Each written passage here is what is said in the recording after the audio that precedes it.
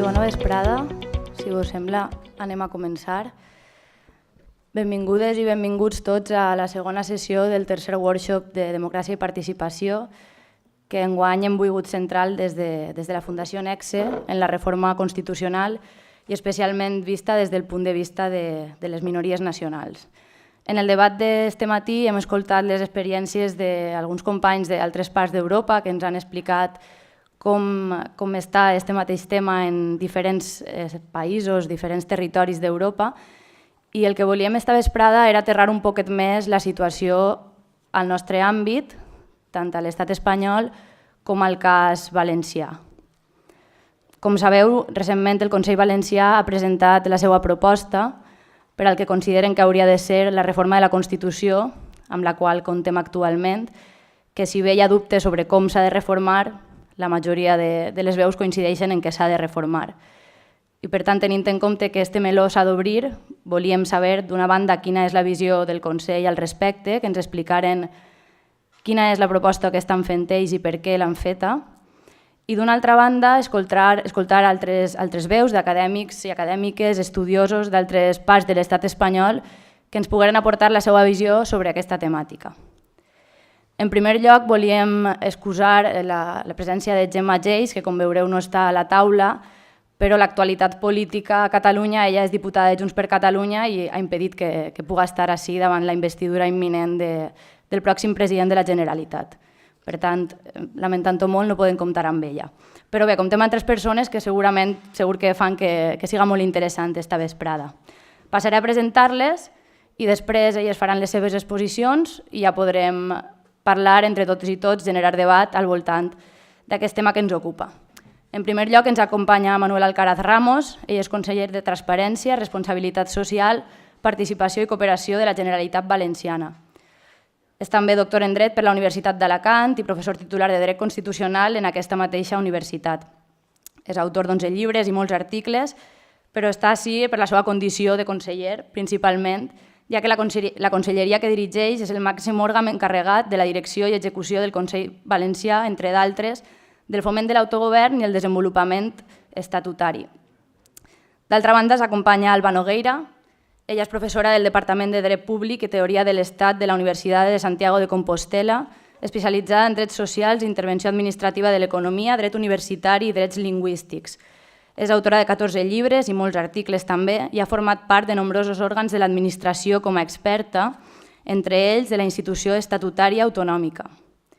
I per últim ens acompanya a la meva dreta Rubén Pérez, llicenciat en Dret per la Universitat de Granada i màster en Dret Constitucional per la de Sevilla, on treballa actualment amb una tesi doctoral sobre justícia política durant la Segona República. També ha treballat en la investigació la qüestió constitucional, d'una banda indagant tant en els orígens del federalisme i l'andalusisme com en la formació històrica del constitucionalisme republicà, comptant amb diverses publicacions que reflexionen al voltant d'aquestes temàtiques, entre les quals destaquen el llibre Soberanía en la Andalucía del siglo XIX, Constitución de Antequera y Andalucismo Histórico, o el capítol La Constitución deseada, la República Federal entre Estado y Nación. Sense més, anem a donar pas ja a les seues paraules. En primer lloc, ens agradaria que el conseller Manuel Alcaraz ens explicara aquesta proposta del Consell Valencià per a la reforma constitucional i que a partir d'aquest punt la resta de persones que ens acompanyen pogueren fer les seues aportacions d'acord amb aquesta proposta i del que elles poden aportar des de la seva visió i les seues investigacions. Moltes gràcies. Bona vesprada, moltes gràcies a la Fundació Nexe, a la Universitat de València, moltes gràcies, director del centre, i a tots els que haveu col·laborat en l'organització d'aquestes magnífiques jornades que jo podré estar només que una estona esta vesprada. Una prèvia. Fora teniu exemplars del text que jo vaig a no explicar, diguem que vaig a fer una introducció. M'hem portat un grapaet, semblem una mica de mormons repartint la talalla i on anem en la bona nova constitucional i hem deixat ahí fora perquè se pugui entendre millor. Jo no sé, continuo en valencià. Bé, anem a veure. Per què? Per què fem el Consell? Per què proposa el Consell un text de reforma? El nom oficial és proposta política de reforma. És a dir, no intenta ser una proposta articulada de reforma, no intentem fer un text alternatiu, no tindria sentit, no? Malgrat això, és veritat que és un text una mica desenvolupat, sobretot en alguns aspectes. La veritat és que el millor resum que conec que s'hagi fet l'ha fet el professor Boix i que a lo millor també podrien remetre-nos, lo va publicar en el diari fa uns dies i aprofito també per donar les gràcies sobre això. Nosaltres serem conscients d'algunes coses. La primera és que, com ha dit la presentadora, nosaltres ja no podem estar parlant de si cal reformar la Constitució. La pregunta no és aquesta. La pregunta és quan i què. Ja, si n'hi ha que reformar-la, no té sentit. És una pregunta absolutament absurda. Una altra cosa és que n'hi hagi forces, singularment el Partit Popular, que no vulga parlar de reforma constitucional perquè en un intent d'apropiació, jo diria absolutament contrari a l'esperit constitucional, d'aquesta manera tracta de monopolitzar un instrument molt valuós de lluita ideològica, de donar por a la gent, diguem que els constitucionalistes som nosaltres i la resta no se sap què som, i tot això. Però això no significa que, torno a dir-ho, la pregunta ja no pot ser si cal reformar. Fa molts anys que en realitat la resposta era sí.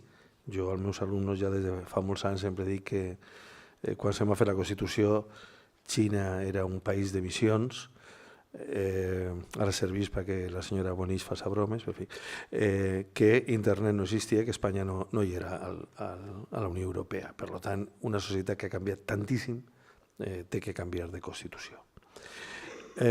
Segona idea. Nosaltres volíem ser un subjecte actiu, la Comunitat Valenciana. Per què? Almenys per dues raons. En primer lloc, perquè com a govern del canvi ens hem definit i ens hem identificat com un govern que aposta per fer un reformisme sobre la realitat, i n'hi ha una part molt important de la realitat que té a veure en la Constitució. És a dir, el reformisme o les polítiques de canvi no arribaran molt junts si no són capaces, no dic ja de canviar la Constitució, que ojalà, diguem, sinó d'incloure al seu discurs la necessitat de promoure canvis constitucionals que compten en un suport i en una mobilització social suficient. I segona idea al voltant d'això, en aquest moment, com suposo que molts de vosaltres sabeu, segons la Constitució vigent, les Corts Valencianes podrien encetar un camí de reforma constitucional. Hi ha uns dels mecanismes de posar en marxa la reforma podria vindre d'un Parlament autonòmic. Però això segurament no té molt de sentit. No té molt de sentit si cada, diguem, comunitat autònoma posara en marxa el mecanisme de reforma, seria absolutament inviable aquesta mateixa reforma i fins i tot acabaria segurament en enfrontaments intercomunitaris que no són desitjables. Perquè nosaltres pensem que el consens és bo, que el consens és necessari, perquè una Constitució davant de qualsevol altra consideració és un instrument d'integració. Però nosaltres el que sí que defensem és que a hores d'ara és inimaginable pensar en una reforma de la Constitució que pugui assolir el consens si no és en una intervenció directa de les comunitats autònomes. Les vies poden ser, jo crec que serien ideals, definir una via prèvia a la intervenció de les Corts Generals i en el seu cas de la via del referèndum per a posar en marxa el procediment de reforma. Com simplement nosaltres pensàvem que si se posa en marxa de veritat una reforma de la Constitució, no diu reformar un article o dos, sinó una reforma, tampoc vas a dir de tota la Constitució, sinó d'una bona part de la Constitució, una part políticament significativa, això significaria que caldria fer una espècie de foro de la societat civil on els mecanismes de participació anaren més enllà del que puguen dir els partits polítics. Seria bo que els sindicats, que els empresaris, que organitzacions juvenils, ecologistes, no sé què, pogueren participar. I dins d'aquest foro, òbviament, les comunitats autònomes. És inimaginable reformar la Constitució sense que les comunitats autònomes diguen la seva, perquè som subjectes polítics de primer ordre en l'entramat constitucional actual. El que la Constitució no haguera previst això no parla de les comunitats autònomes com a tal, com a subjectes de la reforma, no té que significar gran cosa. Es recorda que probablement el constituent no sabia molt bé en què pararia això del model autonòmic que començava a posar en marxa. Tercera idea, diguem, no? Com volem ser subjectes actius, llancem una proposta. I això no significa, jo ja estic participant en molts actes, ja tinc programat ja, Facultat de Dret de València, l'Ajuntament del Campello, una cosa que m'han convidat a Barcelona, o sigui que el tema va calant, no? Diguem, tercera idea. De vegades m'han preguntat, vostès pensen que la seva proposta acabarà convertir-se en Constitució? I diguem, no ho pensem, ingenus no som. Però sí que pensem que hem de tindre un text, una proposta, unes idees, per intervindre en el debat. Cal afavorir, jo crec que seria molt bo que des de molts foros, des de comunitats autònomes, sectors professionals, facultats de dret, partits, etc., anaran fent propostes. Perquè al final, quan se diu és que si no n'hi ha consens no pot haver reforma. Home, però mai hi haurà consens si no sabem de què hem de parlar. No és cert que a l'any 77-78 els partits no tingueren les seues idees prèvies al debat constituent, no és veritat. Sí que tenien, més o menys, i més o menys formulades, però sí que existia. No és que se sentaren un dia uns homes savis allí i pariren una Constitució. No és cert, senzillament no és cert. No s'ajusta a la realitat històrica. Per tant, nosaltres volem participar activament en aquest debat. La qual cosa, òbviament, tampoc som ingenus per l'altre costat, significa que la comunitat autònoma aparec en el discurs conjunt de l'Estat des d'altres, diguem, visions, des d'altres preocupacions, que no les que dissortadament ens havien situat com una comunitat corrupta i no sé què, marginal, en definitiva, marginal en el conjunt de l'Estat. Per tant, estar ahí en aquest debat important per a nosaltres també és serveix. Quarta idea. És un document del govern. Hi havia més opcions? No moltes. Una opció era incorporar, diguem, a Podemos, podia haver-se fet. És veritat que Podemos no ha expressat un enfado i en general ha manifestat un acord, però el que no volíem era obrir un gran debat. És a dir, si ara algú vol obrir el gran debat a partir d'aquest text o d'altres textos, encantats, però no podíem obrir un debat previ. Cal recordar que tot això s'ha fet en el moment més complicat de la crisi catalana. Era en bona mesura coincidència, era algo que ja s'havia parlat i que en un moment determinat, per a que pugueu fer-vos una idea, això de la transparència, en un moment determinat només 2 persones i en uns equips molt reduïts cadascú, jo de la meva conselleria, les persones estan totes així, les que van col·laborar amb mi, i l'altra persona era el president de la Generalitat i jo, diguem, estaven treballant en el tema, estaven parlant de quals serien els eixos inicials. Després, segons funcionem habitualment, la vicepresidenta de la Generalitat, i després ja va haver un debat reservat als membres del Consell i un seminari especial i ja se'n va aprovar, diguem, formalment. Òbviament, jo, per exemple, vaig estar parlant, quan ja tenim un text més o menys consolidat, en diversos grups i persones significatives, rellevants de Compromís, que això és el meu partit, per explicar-les el tema, i de tratar d'ajustar algunes coses en la qual podia haver un cert debat intern, etc. Tot i sabent que este és el document del Consell del Botànic, però no és el document dels dos partits del Consell del Botànic. És a dir, Compromís i el Partit Socialista conserven, diguem, la seva llibertat per el moment que arribarà un hipotètic moment de veritat de debat de la Constitució, dirien el que, segons el seu programa polític o la seva sentiment de lo que seria oportú en aquest moment, tingueren a bé. És a dir, això no condiciona absolutament el que diguen els partits arribat el moment. És evident que és un element que algo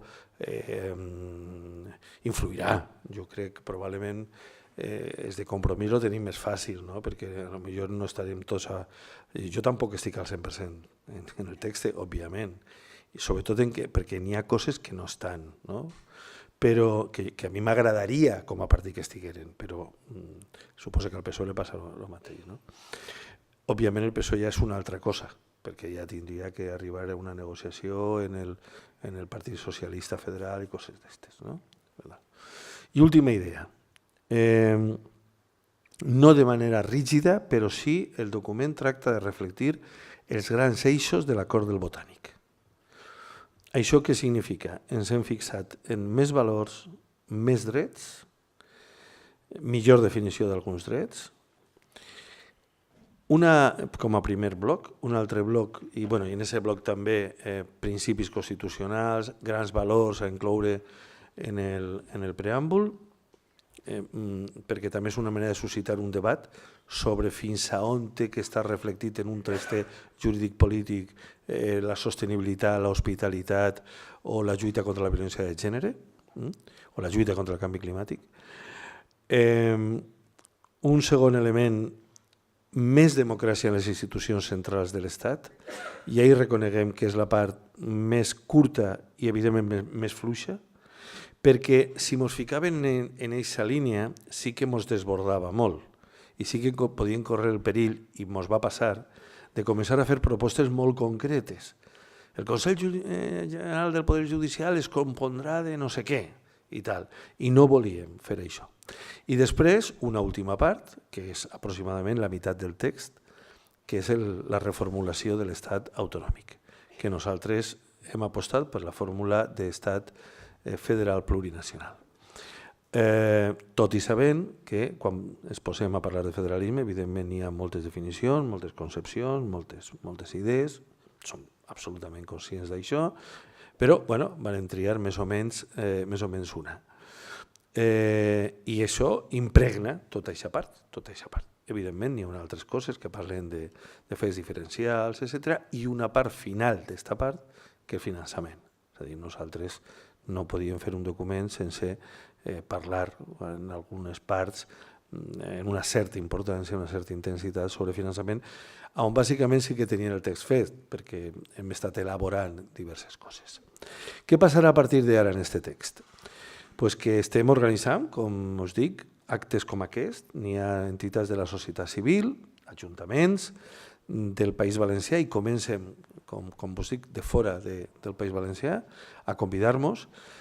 Hem trobat algun eco. El professor Boix lamentava el poco eco que hem trobat. Més o menys l'esperaven, tampoc. Però en el món dels constitucionalistes, en algun mitjà de comunicació estatal, i està pendent, sempre dins de la infernal agenda política, de portar el tema a les Corts i que n'hi hagi una declaració solemne, diguem, del president, en la qual se presenti a les Corts, un debat o resolucions i tal, ja veurem. Jo tinc dubtes que aquest període de sessions pugui fer-se, perquè estem molt mal de temps parlamentari, simplement. I estem posant en marxa això que volíem, que és dir, anem suscitant l'interès i el debat per la qüestió i que ningú ens pugui acusar de que quan defensem la reforma de la Constitució és una proposta en el buit, sinó que és una proposta feta, no sé si atrevir-me a dir-ho, en un cert rigor jurídic. És a dir, no és un document jurídic, és un document polític, però sí que intentem no dir generalitats d'estes que són molt fàcils quan et juntes en una barra de bar i decidisses canviar la Constitució. Això és molt fàcil, no? Tractament de fer una cosa intermitja. Jo estic moderadament satisfet, com ho dic, i bueno, pues, també satisfet d'haver-lo contat i quede a la vostra disposició per a crítiques i opinions. Gràcies.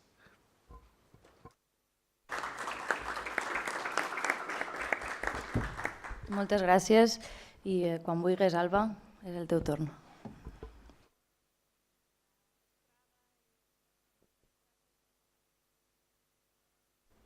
Sí. Bona vesprada y muchas gracias. Y no voy a hablar en catalán ni en valenciano, si usamos, digamos, la denominación oficial, porque no lo sé, me gustaría, pero no, entonces voy a hablar en castellano. En todo caso, bueno, nos pidieron que hiciéramos como una intervención inicial de valoración precisamente de la propuesta, digamos, como primera intervención y después a contestar algunas preguntas, creo que un segundo bloque de preguntas, entonces voy a tenerme un poco a eso porque tenemos como 10 minutos. Entonces, la valoración que hago yo creo que es una propuesta que efectivamente es completa y es ambiciosa, porque hasta ahora una buena parte de las ideas que circulaban por ahí eran como muy parciales o cogiendo reformas constitucionales que abordaban pues, temas incluso menores, pero que no se atrevían a hacer una propuesta que tuviera un cierto alcance y que abordara todos los temas que yo creo que son esenciales de repensar de cara a una propuesta de reforma constitucional. De todas formas, y un poco para enmarcar después la intervención, yo creo que siendo ambiciosa y siendo completa en todos los temas que yo creo que habría que tocar, temas de derechos sociales, de democracia, de participación o modelo de Estado desde el punto de vista territorial, de las relaciones con la Unión Europea, es decir, que yo creo que toca todos los grandes bloques que habría que tocar. Mi duda es, con respecto a la propuesta de reforma del Gobierno valenciano, es si es posible dar marcha atrás a la moviola y hacer una reforma constitucional en esos términos en este momento. Es decir, que yo creo que en este momento la polarización que existe, tanto política dentro del mapa político del Estado español, como la situación específica de Cataluña y del País Vasco, yo creo que complican llegar a una reforma de esta naturaleza. Es decir, me parece que exigiría dar marcha atrás en Cataluña y no me parece que vaya a ser el caso, probablemente, y probablemente también cambiar el encaje del País Vasco en el Estado español para que pudiera ser viable en los términos que se plantean, ¿no? Entonces, esas son las dudas que me suscitan así de carácter general. En todo caso, yo creo que también hay otro elemento que es, desde el punto de vista que yo creo que probablemente nos preocupa más en este foro, de calibrar el estado en el que está el proceso de recentralización, que yo creo que es más intenso o que por lo menos el texto es moderado en la calificación del proceso de recentralización. Yo creo que el proceso de recentralización que se vivió en los últimos 10 años es mucho más intenso de lo que refleja el texto y probablemente necesitaría y voy a decir ahora algunas ideas sobre eso, necesitaría probablemente reforzar alguna de las propuestas con medidas a mayores, ¿no? Entonces, empezando así por estas cuestiones, fundamentalmente por las de vertebración territorial, competencial, etcétera. Mi percepción es que en los últimos tiempos, y coincido con la propuesta, existe una desfiguración de lo que consideramos legislación básica y que deberíamos ir a una definición del listado competencial mucho más clara y más limpia. Pero yo creo que también hay otros procesos en paralelo que ahí no se manifiestan y que seguramente, que estoy segura de que sois conscientes porque estáis en el Gobierno, que es que yo creo que la recentralización en los últimos tiempos yo creo que toma otra naturaleza en el sentido de que tenemos una especie de recentralización por orden ministerial. Es decir, que yo creo que hay un proceso de recentralización fundamentalmente ejecutiva desde hace unos años que es más complicado de abordar, desde luego, desde un texto constitucional, pero en este momento yo creo que es la principal amenaza que tiene el autogobierno autonómico porque está tomando, en el fondo, casi una forma de descentralización puramente administrativa. Es decir, que la capacidad que tuvo el Estado en los últimos años de penetrar las competencias autonómicas mediante sistemas más civilinos que incluso que las reformas legislativas, es decir, incluso temas que parecen banales, pero la cuestión de la administración electrónica y de las plataformas que está utilizando el Estado para intervenir desde la perspectiva de la estabilidad presupuestaria, contratación pública, subvenciones, etcétera, donde todas las comunidades autónomas están volcando no solo toda su información, sino incluso la capacidad que tiene el Estado de condicionar las políticas públicas autonómicas a través de instrumentos puramente ejecutivos. Entonces, en el fondo, tienes en los mandos a Montoro, en una buena parte de los casos, y la desfiguración de las competencias autonómicas yo creo que es mucho más intensa y mucho más grave que la que se producía por la vía de normas estatales que invadan a través de competencias estatales transversales las competencias autonómicas. Entonces, yo creo que eso es un fenómeno que habría que abordar de cara a una reforma constitucional, porque en el fondo yo creo que tiene una capacidad de desfigurar el autogobierno autonómico mucho más amplio de lo que pensaríamos. Y en coherencia con eso, tratáis, yo creo que a fondo, todas las cuestiones, bueno, lo a fondo que está, digamos, que pretende el texto, ¿no? Digamos, a esos grandes rasgos, pero con un cierto pozo debajo, ¿no? Las cuestiones presupuestarias, y yo creo que se descuida un segundo mecanismo de control por parte del Estado del ámbito de autogobierno autonómico, que es el del empleo público. Yo creo que la tasa de reposición y lo que supone para el ejercicio de las políticas públicas propias digamos, tiene un efecto muy intenso porque impide opciones políticas diferenciadas, en el fondo, te obliga a externalizar servicios, te obliga, en el fondo, a la política neoliberal que pretende, porque yo creo que van de la mano el proceso de recentralización y el proceso de vehiculización de una determinada opción ideológica. Es decir, que necesitamos centralizar para vehiculizar unas determinadas políticas de forma central sin que nadie se desmande, ¿no? Entonces, yo creo que ese es otro elemento que probablemente habría que introducir porque permite también una desfiguración del autogobierno autonómico muy relevante. Después, con respecto, digamos, voy saltando temas porque tenemos muy poquito tiempo. Sí, un poco más, pero bueno, de todas formas, se toca una cuestión que yo creo que es muy importante, que es la de la participación en los órganos centrales o constitucionales o como queramos llamarles, pero probablemente ahí también yo creo que habría que incluso, ahí sí que yo haría una propuesta incluso más detallada. Yo creo que el grado de incidencia en el autogobierno que está teniendo instituciones centrales que no asumen la plurinacionalidad, que no tienen sistemas de nombramiento plural, en el que haya una participación autonómica real. El caso del Tribunal Constitucional, yo creo que era la intervención del Senado es un bluff, en el fondo, desde la perspectiva de integrar perspectivas que no sean las perspectivas madrileñas, en el fondo, en ese ámbito.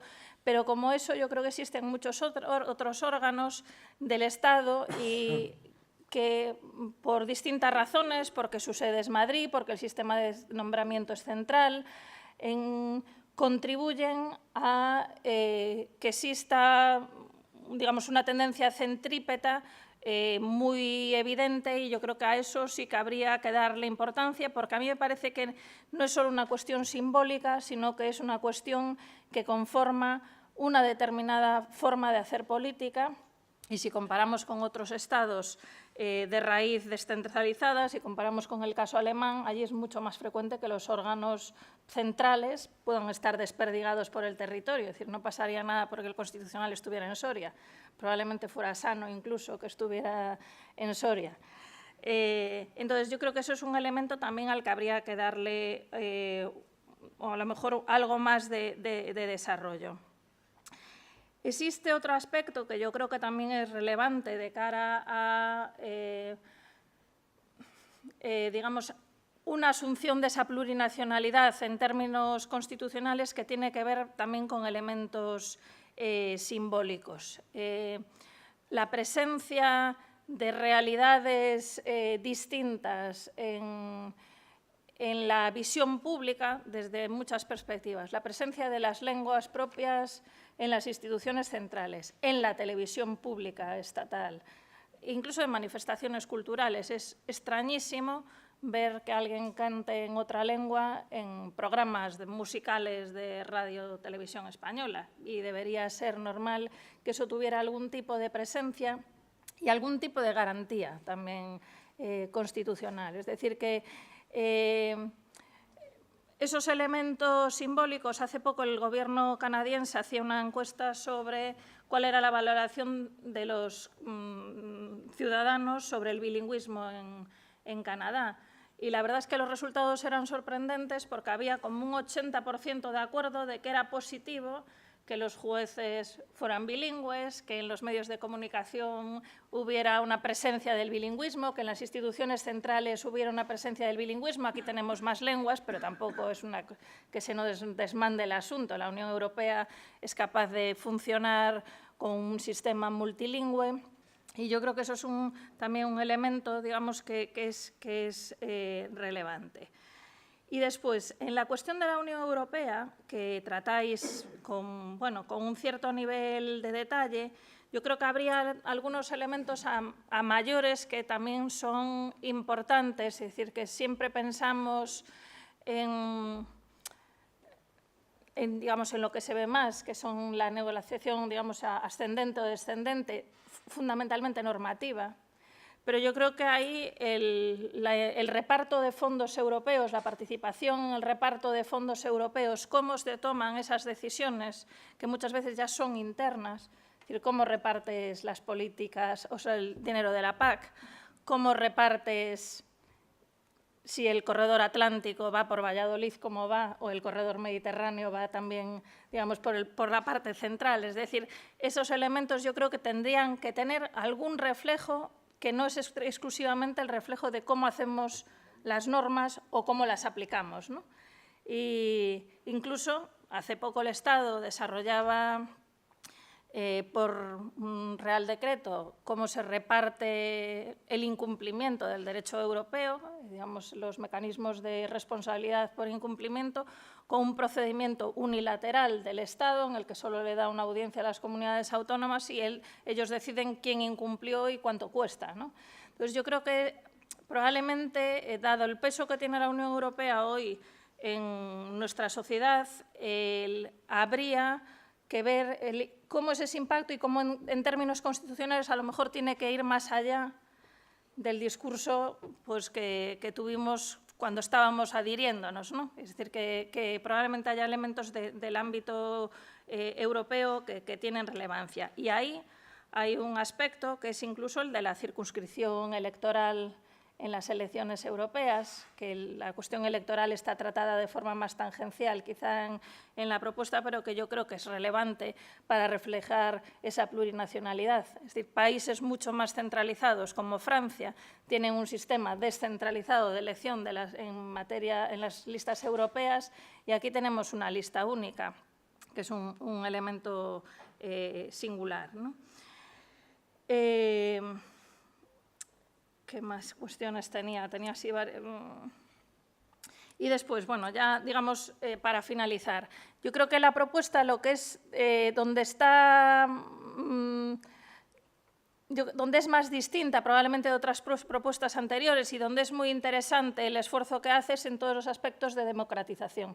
A mí me parece muy interesante los temas de participación, de democratización que hace y la cuestión de los derechos sociales o derechos de última generación. Y yo creo que ahí hay también que hacer una reflexión, en el sentido de yo creo que el proceso de recentralización que comentaba antes, que tiene un componente claro de aplicar políticas neoliberales por parte del Gobierno central, claro, tiene en el foco las políticas sociales que están en manos de las comunidades autónomas y que esas políticas se desarrollen desde manos públicas incluso.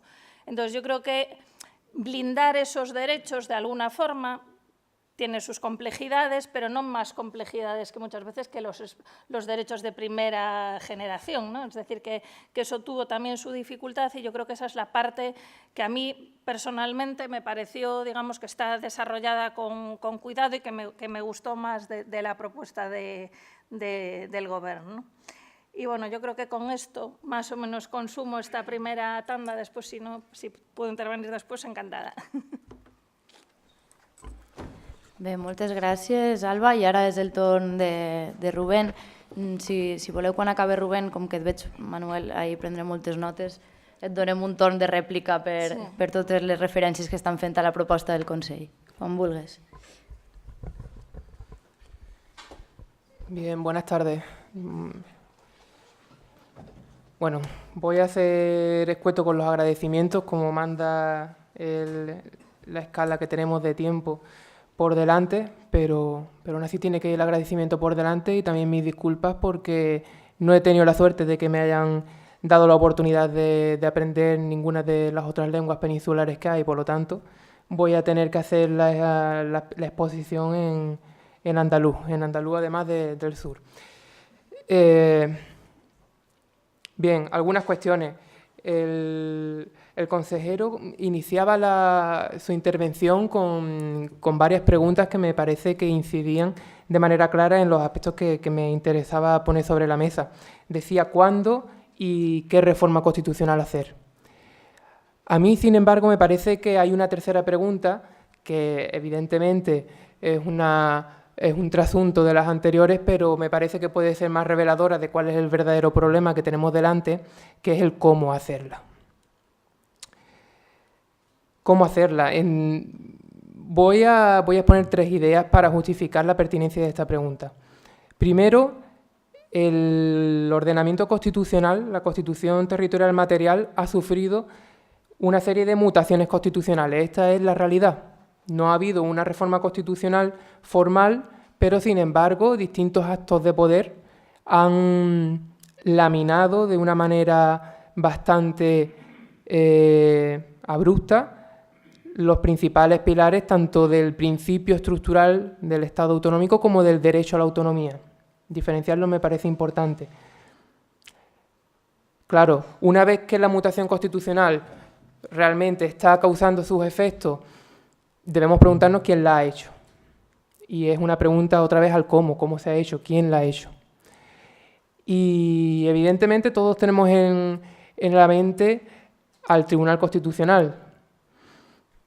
Y en este sentido tenemos en la mente sobre todo la fatídica sentencia sobre el Estatuto de Cataluña y todas las que vinieron a continuación.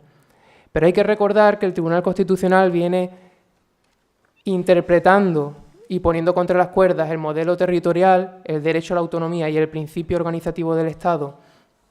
Lo viene poniendo contra las cuerdas desde los mismos años 80, desde que comenzó a andar, con más prudencia, evidentemente, con otro tipo de talante, con otro tipo también de horizonte.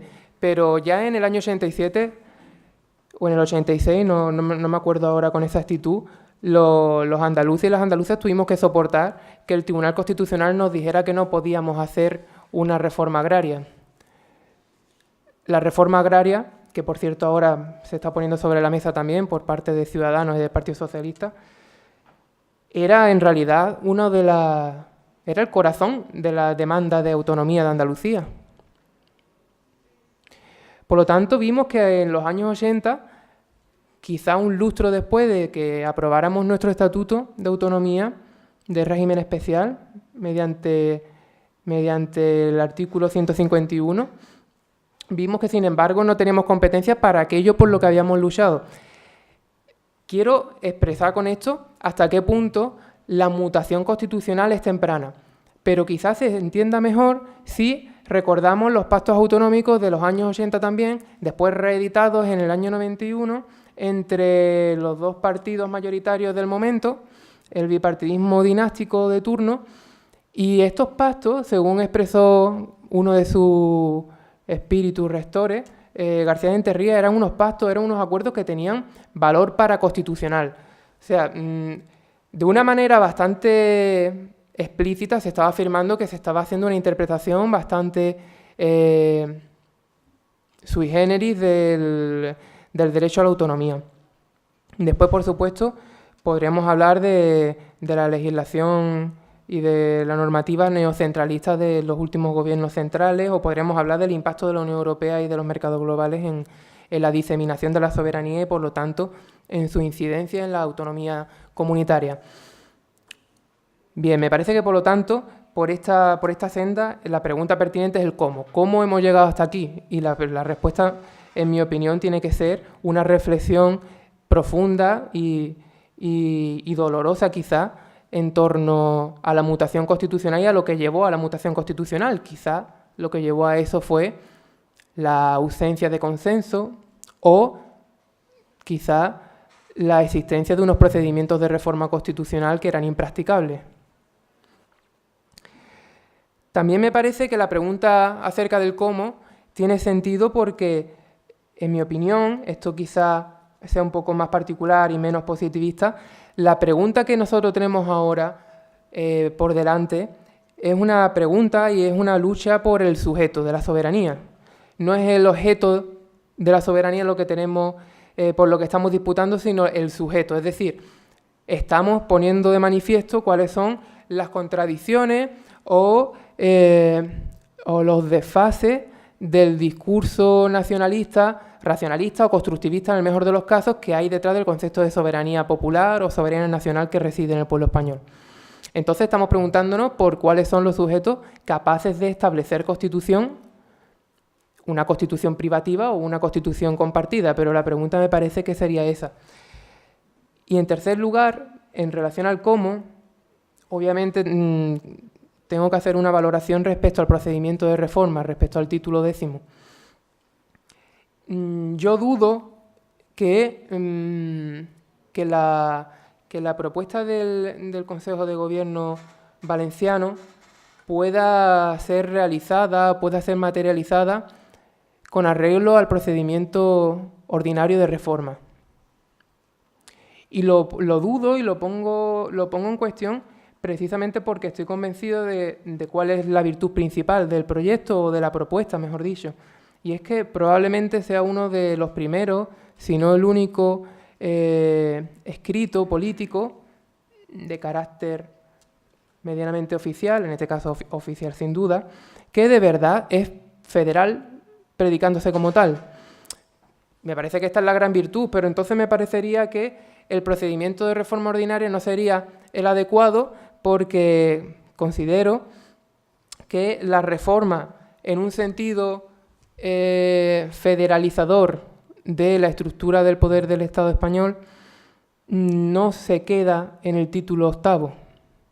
Sobre todo si vamos a entender que la toma en serio, la toma en consideración del principio federal en España, así lo entiendo yo y creo que buena parte de los asistentes y de las asistentes, el principio federal en España no puede entenderse sin el principio plurinacional. Entonces me parece que cualquier reforma que toque el título 8º de manera tácita, de manera implícita, va a estar tocando también el título preliminar y va a estar tocando también el artículo 2 y quizá el artículo 1. En ese sentido me parece inexcusable que lo que compete es la vía de reforma agravada, ¿no? La del artículo 168, o en otras palabras, la apertura de un proceso constituyente juridificado, si queremos concretar. Bien, pero me parece que verdaderamente eso que estoy planteando como una suerte de objeción, en mi opinión es lo contrario, Quizá porque vengo de Andalucía y allí estamos acostumbrados a escuchar discursos teóricamente federales que parten de la gran contradicción de la apuesta por un federalismo sin pacto. Bien, todas sabemos que el federalismo no es un modelo, es difícil discernir un tipo ideal que nos ayude a explicar el federalismo, pero lo que tenemos claro, me parece, es que el federalismo proviene del pacto, como su propio origen etimológico denota. Y en ese sentido me parece que realmente es la fortaleza del programa. ¿Cómo podríamos...? No sé cómo estoy de tiempo, no quiero extenderme ya que tenemos... Bien. Considero que para responder a estas 3 preguntas, reconducibles a la pregunta acerca del cómo hacer la reforma constitucional, la revisión constitucional, para ser más exacto, me parece que hay múltiples respuestas, pero todas pasan por la siguiente afirmación. No hay revisión de la Constitución que sea legítima sin la participación de las nacionalidades. Y me parece que esto es así, quizá por resumir en 2 razones. De una parte, por razones que atienden a la legitimidad de origen del ordenamiento constitucional de 1978. Por otra parte, por la interpretación sistemática del propio texto constitucional. En cuanto a lo primero, yo no sé si la leyenda se convirtió en historia o si la historia se convirtió en leyenda, como decía el paisano Gustavo Adolfo Bécquer, pero lo cierto es que las nacionalidades, las regiones, en Andalucía yo creo que podemos hallar una experiencia histórica ilustrativa al respecto. Las nacionalidades fueron fundamentales para establecer el consenso constitucional y para establecer las bases y el desarrollo de la Constitución territorial, que fundamentalmente aquí es material. Y me parece que esto se puede entender en una triple consecuencia. El modelo de derecho a la autonomía, no de principio estructural de autonomía o de descentralización, que por cierto me parece que parte de un error garrafal, el de confundir descentralización con autonomía o descentralización con federación. Recuerdo cuando Pi Margall tenía las grandes diatribas parlamentarias intentando explicar las diferencias. Parece que no tuvo éxito y parece que seguimos sin tener éxito, ¿no? Pero me parece que es importante insistir. Confundir la descentralización con la autonomía implica olvidar que la constitución material, territorial, que el modelo autonómico parte de una constitución plebiscitaria, de una constitución empírica y de una constitución plurisubjetiva que incluso atiende a la pluralidad nacional. Olvidar esto en base a la asunción inocente o ingenua o convencida del discurso descentralizador me parece que termina aguando, que termina esterilizando cualquier propuesta federal. De ahí se explica, o de ahí proviene aquella retahíla de contraargumentos antifederales, que son auténticas falacias antifederales, que predominan en la cultura constitucional española y que predominan en el debate público español, según las cuales, por un lado, no se puede unir lo que ya está unido y no se puede separar lo que no está separado. Son afirmaciones que de por sí son irrebatibles, pero claro, olvidan, uno, cuál es la naturaleza realmente del federalismo como principio de organización social y cultural y como técnica jurídico-política de ordenación de la convivencia. Porque es verdad que no se puede unir lo que ya está unido, pero se trata de unir no partes estructurales de una administración o administraciones empalmadas entre sí, sino que se trata de unir pueblos y sujetos colectivos con una variedad de necesidades, de intereses y de derechos, porque no es solo cuestión de política o de desideratum, sino también de derechos, es cuestión de deber.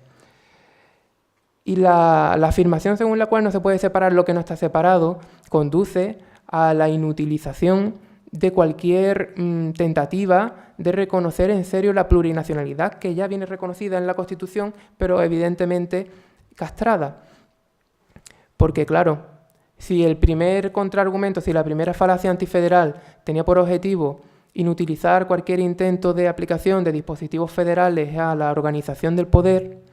El segundo va un tanto más allá, retuerce el argumento y da un paso más en la persecución de sus fines, y entonces ya lo que persigue es que, por supuesto, si se diera el caso de ese tipo de organización territorial del poder, a esto no le acompañara una organización territorial de los derechos o del reconocimiento, y en definitiva, inutilizando el principio federal, se desarma el principio plurinacional. Obviamente, quien no esté a favor del principio federal y del principio plurinacional puede hacer uso de estos argumentos, pero me parece que estos argumentos, que de un modo o de otro los encontramos expresados en múltiples declaraciones, en múltiples obras, en múltiples programas políticos, debemos tener cuidado con ellas y tenemos que reflexionar sobre ellas. Sin olvidar, por supuesto, porque tampoco quiero yo hacer creer que tengo la fórmula que no tengo, sin olvidar, por supuesto, que el federalismo no es una experiencia típica. Y en ese sentido también me parece interesante que entendamos cuáles son las necesidades particulares de la piel de toro y quizá que dejemos de ver con tanto denuedo y con tanta admiración algunas experiencias federales que hay en Europa y que han conducido a triturar las diferencias y las identidades culturales en buena medida. Creo que es bueno dejarlo aquí para poder intercambiar.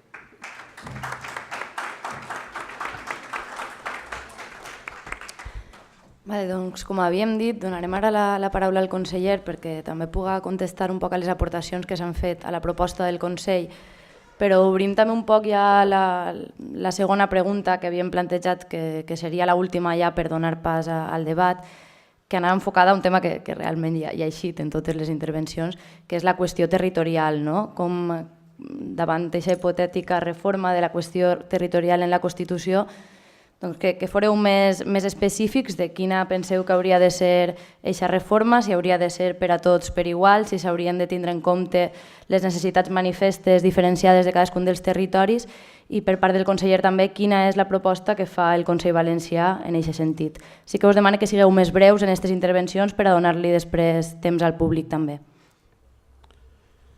Bé, d'acord. Jo en la mateixa intervenció trate de fer-ho.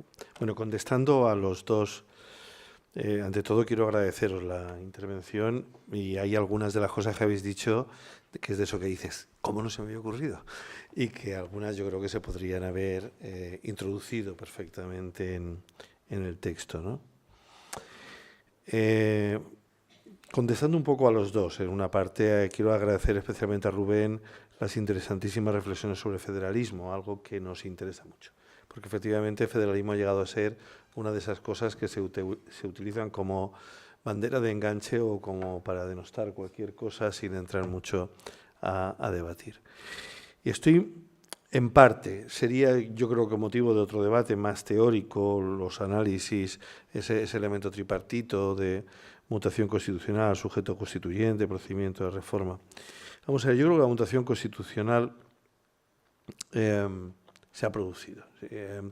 Y se produce esencialmente pues porque como alguien que creo que tú conoces muy bien, como Javier Pérez Royo, siguiendo a Pedro Cruz, ya explicaron la desconstitucionalización del Estado autonómico. Es decir, el Estado autonómico, según estos autores, y yo participo en buena medida en sus opiniones, lo que hizo fue sacar de la propia Constitución a la regulación autonómica.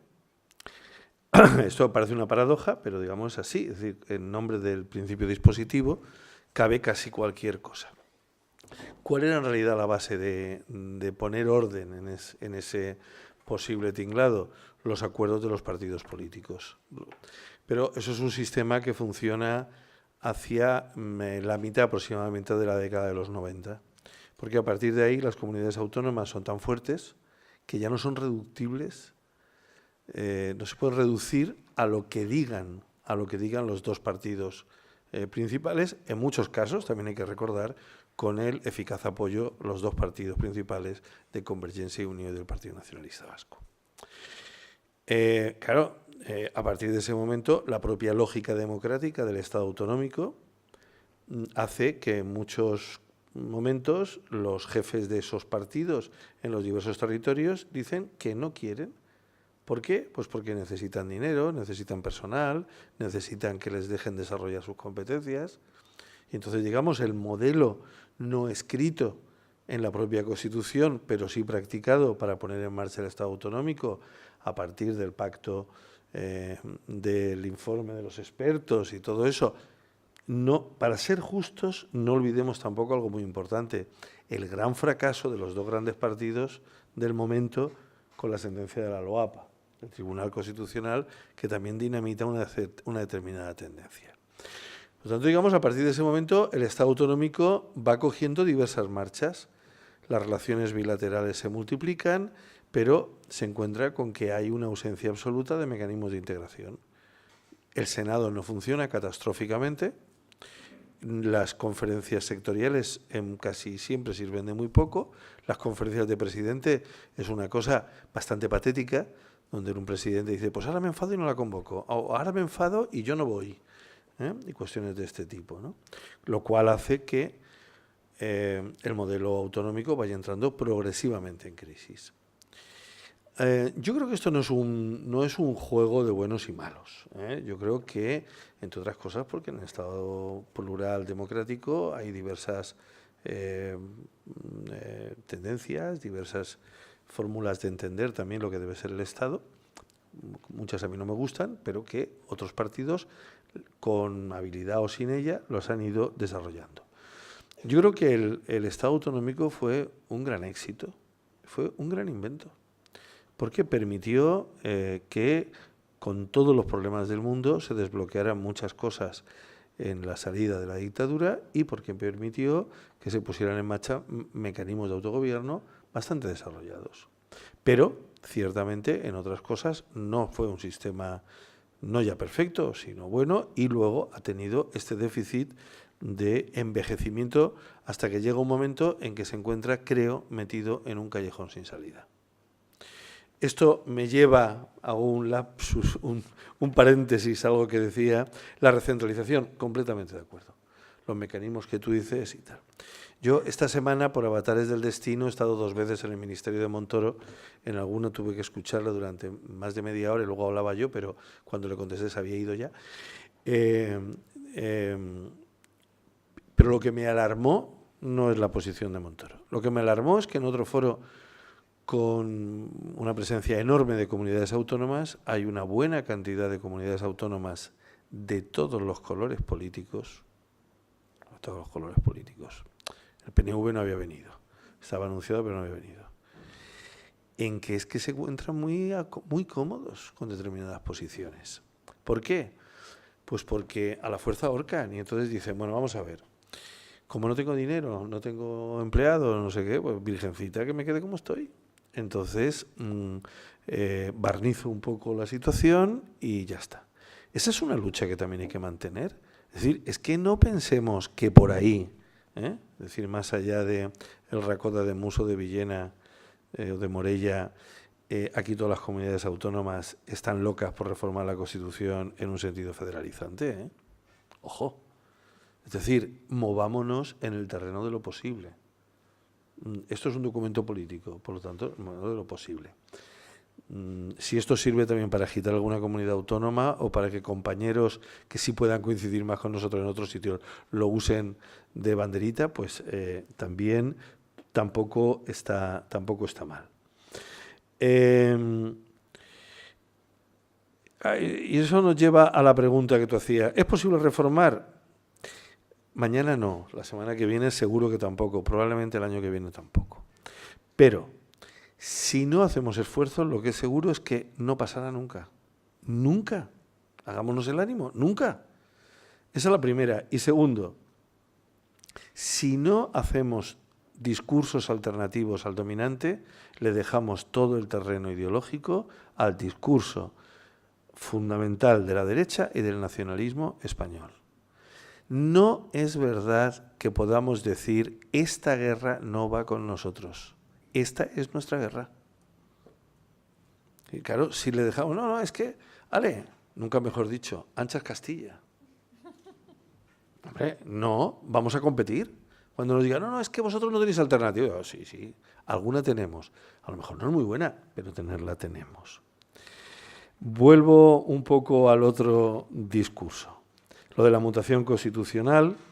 En definitiva, una acumulación de malas prácticas. Ha habido una acumulación de malas prácticas, también de las propias comunidades autónomas en muchos momentos.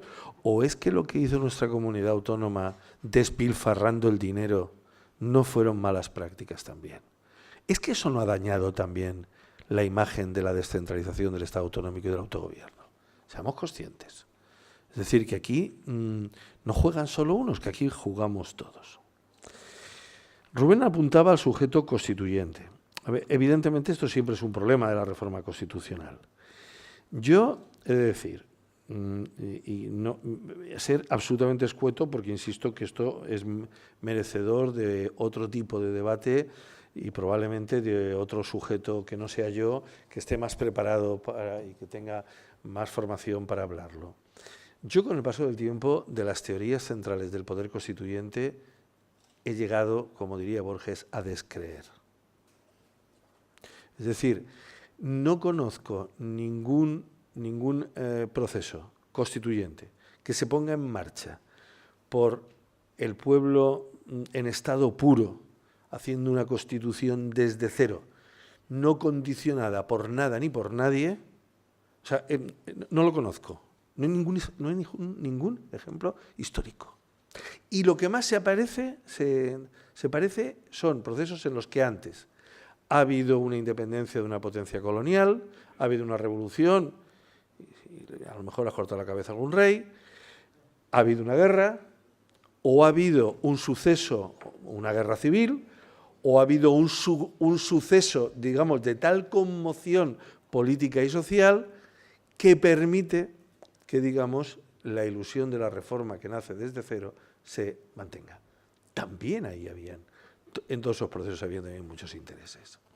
Yo, quiero decir, lo lamento mucho por mí, porque el día que llegué a esta conclusión me sentí mucho más triste. Y ahora, cuando se lo explico a mis alumnos, me cuesta un esfuerzo suplementario hacerlo. Entonces, como modelo perfecto alternativo, todos somos sieyes. Pero a la hora de la verdad, pues en fin, cada pueblo al final es lo que puede y lo que le dejan y lo que tal. Lo digo simplemente a efectos, no ciertamente ironizar ninguna posición, porque pese a todo sigue siendo el modelo mejor que nos permite poner en relación otras realidades históricas. Históricas no solo lo que pasó en el pasado, sino lo que queremos construir en el futuro. Hablo del hilo de la historia, ¿no?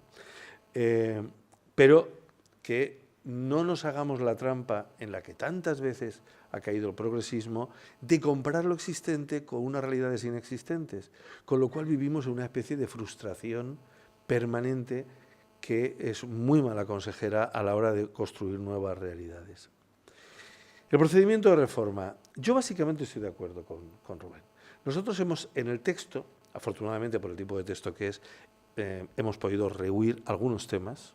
Evidentemente no están los temas. Yo, por decirlo claramente, si de mí dependiera algo de la Iglesia sobre los privilegios de la Iglesia Católica, hubiera metido. Pero somos conscientes que si hablamos de la Iglesia Católica, se acaba el debate. A partir de ahí, solamente vamos a hablar ya de eso. Eso ya lo decía Argüelles después de la Constitución de 1812. Metimos a Dios y a la Iglesia por ver si se aplacaba la fiera, pero no fue posible. Pues dejémosla ahí ahora, que no hay fuerza acumulada, dejémosla. Y otras cosas, y otras testas coronadas. Dejemos el tema, digamos, ¿no? Y tampoco nos encelemos en esta fase si esto va al título preliminar o al de la corona o tal. Pues, armemos unas ideas. Y yo estoy de acuerdo, quiero decir, en que es imposible algunas de las cosas que aquí decimos sin despertar, en este caso, a la fiera de la reforma agravada. A lo mejor habría que hacer una cosa de la que decidimos superar la tentación y es empezar por reformar la reforma. Cosa de la que yo siempre he estado convencido de que si en España hubiera una crisis política ya con mayúscula absoluta, sería el mecanismo que se usaría. Se reformaría la reforma y luego lo que hiciera falta. Siempre está convencido. Y lo del fraude de constitución y cosas de estas, para tesis doctorales queda muy bien. Pero vamos a ver las cosas. Dicho lo cual, yo en mi intervención sí que digo, evidentemente necesitamos incorporar otras vías para otras voces. Porque también es verdad que en muchas ocasiones los que presumimos de ser más radicalmente democráticos se nos olvida una cosa. La democracia no es solo el momento decisorio, es también el momento deliberativo. Y la gran crisis probablemente en este momento de la democracia es la ausencia de debates deliberativos. Y de articularlos. Me gustaría volver a Habermas en algunas cuestiones. Entonces ahí surge la cuestión de la participación de las nacionalidades. Yo he dicho que nosotros hablamos de federalismo plurinacional, porque expresa una realidad. Pero yo recuerdo que yo fui diputado en las Cortes Generales en el gobierno de José María Aznar, y yo me recuerdo a mí mismo en la tribuna del Congreso hablar de que España era un Estado plurinacional en más de una y en más de dos ocasiones, y no se acababa el mundo, ¿eh? Digamos, ha habido un cierto retroceso. Dices, hombre, está Cataluña, entonces estaba ETA matando, es decir, que era bastante más grave. Entonces dice, bueno, entonces la teoría del demos y el demoi también no la podemos saber, es decir, busquemos una fórmula en la cual el sujeto constituyente sea el conjunto del pueblo y además el conjunto de las unidades en que se articula y que se expresan a través de sus identidades, etc. Pero seamos conscientes de una cosa. Y yo incito a la Fundación Nexe para montar debates sobre esto. Hay un pequeño problema. ¿Cuáles son las nacionalidades que existen en España? ¿Cuáles son? ¿Y qué hacemos con ellas? Porque, claro, en este momento los valencianos de estricta observancia, de fusterianismo descalzo, ¿seguimos siendo catalanes? ¿Y los baleares qué dicen? ¿Y qué pasa con Canarias? Vosotros lo tenéis claro, porque allí podéis hablar gallego que nadie se mete con vosotros. Por ahora. No, mientras gobierne el PP, ya. No, pero... Otro. Ya. Pero ¿qué hacemos con Castilla? ¿Y dónde metemos a los murcianos? El otro día el exalcalde de Cartagena, muy enfadado, ha dicho, si no nos hacen caso, vamos a pedir integrarnos en la provincia de Alicante. Y decía, lo que nos faltaba. Ojo que este es el problema, ¿eh? Es decir, nos sentamos ahí en mitad de La Mancha, patria común indivisible de Don Quijote y de todos los españoles, y decimos, a ver, que vengan las nacionalidades, que se pongan en fila y vamos a hablar. ¿Y quién viene? Ahí tenemos un pequeñito problema, ¿eh? Yo lo apunto. Eso en Canadá no lo tienen, ni en Gran Bretaña, ni en Bélgica, ni en Suiza, ni en tantos otros de los ejemplos que nos gusta poner para compararnos. Es un problema. En fin, lo dejo solo como problema.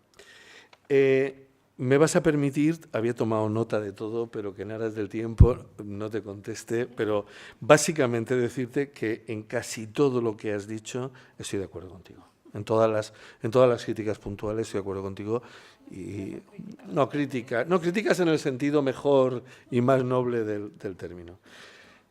Para acabar y no consumir mucho tiempo, porque no quiero monopolizar. El modelo federal que hemos establecido, algunas pinceladas. Y el tema de la lengua. El tema de la lengua nos hemos centrado básicamente en establecer el equilibrio entre el castellano y el resto de lenguas, de tal manera que se permitiera que cada comunidad autónoma o Estado federado, como se llama llamar, pudiera decir que su lengua es todos tienen el derecho de usar y la obligación de conocer, igual que se dice del castellano en el artículo 3.1. De tal manera que se establece la simetría en la consideración de lengua oficial y como, digamos, jurídicamente está muy debatido, de ello se deberían deducir una serie de responsabilidades para la comunidad autónoma en el orden de enseñanza, etcétera, se establecerían las bases para superar algunos problemas, no digo que todos. Y estoy de acuerdo, yo hace también muchos años participé en un grupo de trabajo del Ministerio de Administraciones Públicas para todo esto, creo que en buena medida nos sirvió para, digamos, hacer plurilingüe el conjunto del Estado. Vamos a ver, variaciones fundamentales. Se establece que los estatutos de autonomía sean, digamos, como constituciones que se aprueban en el ámbito de la comunidad autónoma, se someten a referéndums, se aprueban y no se convierten en ley orgánica, es decir, no se mandan a Madrid, no van a Madrid, no pasan por digamos, por la aprobación preceptiva de las Cortes Generales. Puede existir un control de constitucionalidad, tema al que le hemos dado vueltas. Hay algunas opiniones, como la de Fran Camaño, en este sentido, interesantes. Nosotros planteamos, ¿puede haber control de constitucionalidad? Sí. ¿Quién puede plantearlo? Aquellos que están legitimados para plantear cualquier control de constitucionalidad. Pero si el Tribunal Constitucional aprecia una tacha de inconstitucionalidad, opina que tal cosa es inconstitucional, los efectos de esa sentencia serían erga omnes para cualquier otra comunidad autónoma. Es decir, que si aquí se nos dice hacer tal cosa es inconstitucional y Extremadura, si hay algún extremeño que me perdone, Extremadura ha dicho lo mismo, ellos también, digamos, se les cae de su estatuto. Lo cual, por cierto, es una prueba de que el federalismo es un mecanismo de integración, no de ruptura, es de integración. Segunda idea, se simplifican los listados, los mecanismos de listados, aunque es verdad que hay que ser conscientes que también la cultura política y la cultura jurídica española se ha impregnado tanto del mare magnum de competencias compartidas que suprimirlo de un plumazo sería prácticamente imposible. Pero bueno, se establece una cosa, competencias plenas, menos, yo diría, para pensiones, que tiene una problemática especial, para todas las competencias que tienen que ver con el desarrollo del Estado social. Porque estamos absolutamente convencidos de un análisis que hacía Alba, el ataque al Estado autonómico en gran medida es el ataque al Estado del bienestar. Por lo tanto, todas las comunidades tienen que tener eso, y eso permitirá, algo que viene luego, simplificar el cálculo de la financiación y que por lo tanto tiene que haber financiación suficiente para que se pueda desarrollar en condiciones de equidad y de igualdad en todo el conjunto del territorio español el estado del bienestar. Un tema que ha dado lugar en algún momento en la prensa aquí a mucho escándalo, y lo típico, un titular así de grande anunciando que decíamos una cosa que no se dice. Reservamos a cada comunidad autónoma su diseño territorial interno. Es decir, nosotros no decimos que no haya provincias o que haya, entre otras cosas porque bueno, pues, los vascos tienen lo que son las diputaciones vascas, es una cosa que no tiene que ver con las otras. Hay comunidades autónomas, las uniprovinciales, que no tienen diputaciones. En Andalucía probablemente existe un apego a las diputaciones, o en Castilla y León, que en otros lugares no tenemos, o sí tenemos, no lo sé. Pero en fin, que cada comunidad autónoma decida el modelo.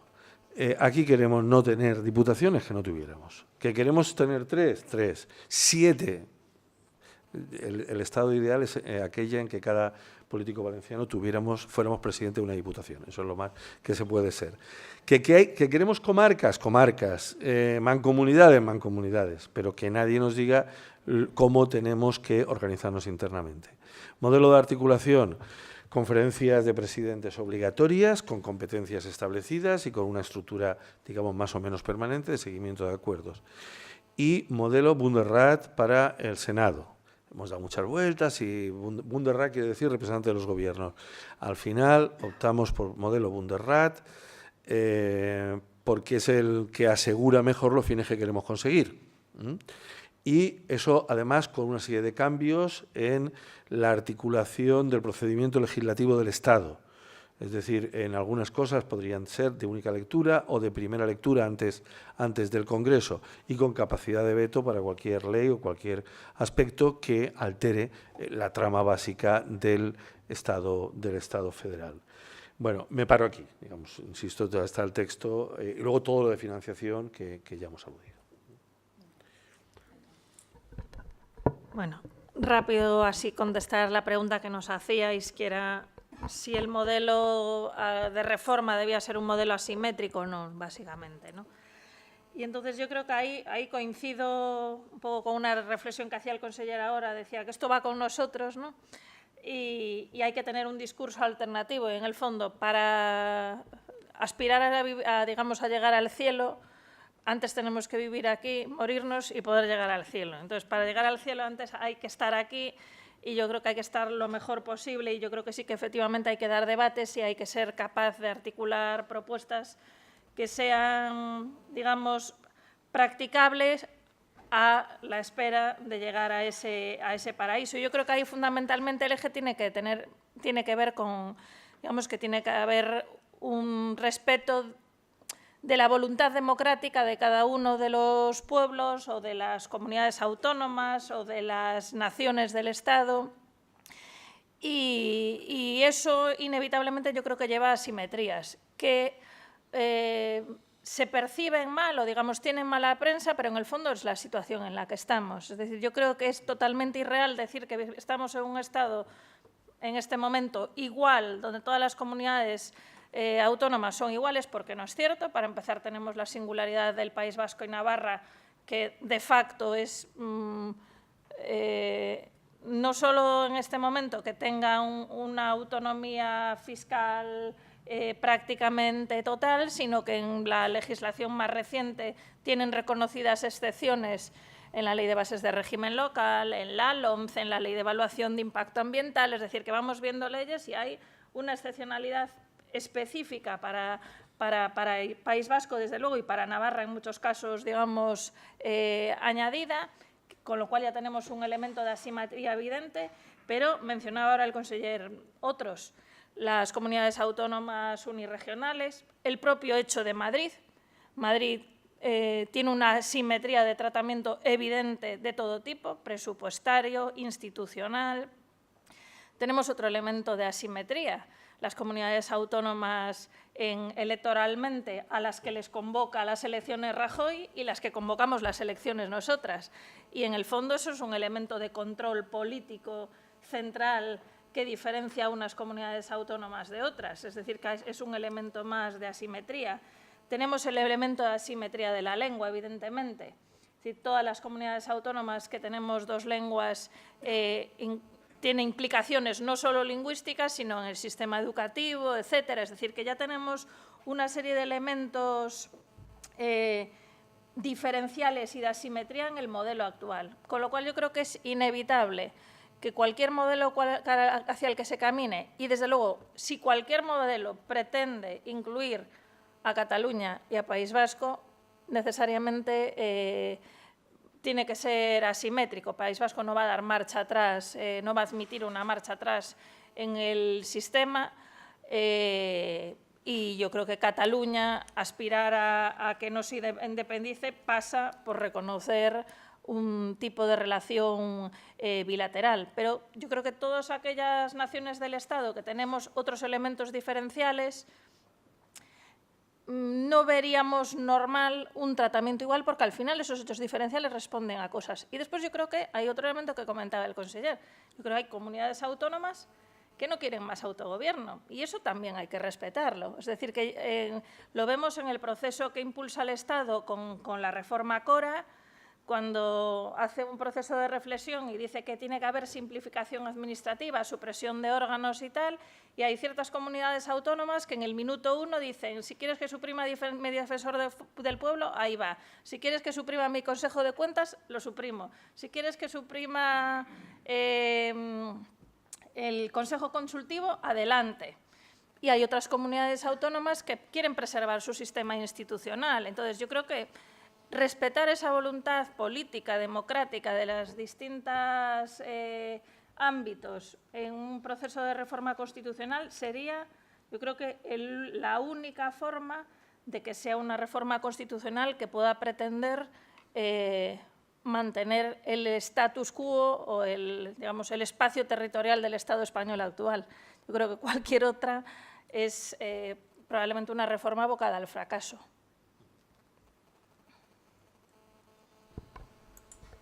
Bien, gracias.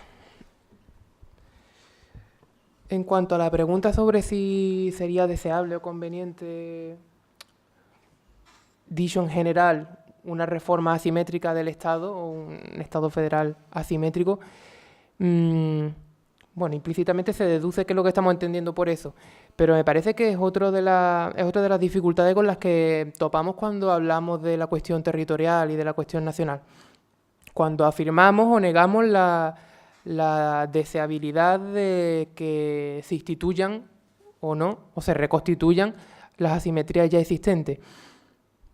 Por lo tanto, yo nuevamente tengo que distinguir entre 3 tipos de asimetría y en función de eso podré hacer una respuesta medianamente convincente, al menos para mí.